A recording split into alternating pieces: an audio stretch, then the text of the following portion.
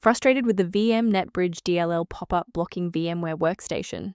I'm Sophie Chen, a Windows support engineer, and I'll walk you through the diagnostic repair to get things running smoothly again.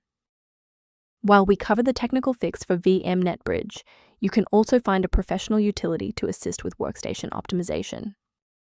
This is the Vmnetbridge, the VMware Bridge Protocol library.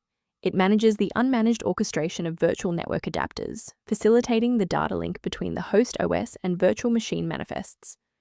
Now that the technicals are covered, let's run the official installer. This error usually occurs when VMware Workstation is damaged or incompletely installed. Download and reinstall the latest official version of VMware Workstation to replace required files such as Vmnetbridge.dll. Should the reinstallation fall short, the next step in our protocol is to validate the integrity of your system's startup environment. A full system restart clears the temporary memory cache and allows Windows to attempt a fresh initialization of all required libraries, including Vmnetbridge. Before you reboot, make sure to bookmark this video or click the like button so you can easily find your way back to the next step once your PC is back up and running. Still seeing the error?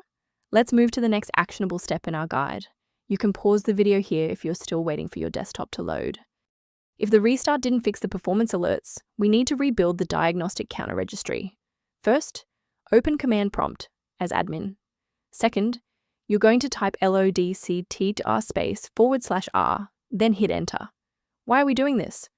Well, while these files almost never break, their registration in the performance registry Hive does. This command wipes those entries and rebuilds them. Before we finish, let's go over the professional protocol for sourcing essential system libraries.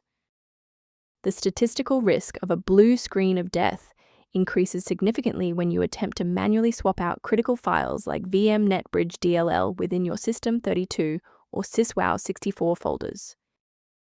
Beyond manual troubleshooting, many users find that a system-wide diagnostic scan provides a more complete picture of their environment. To reduce system-level conflicts, the maintenance utility below provides general guidance on managing Vmnetbridge.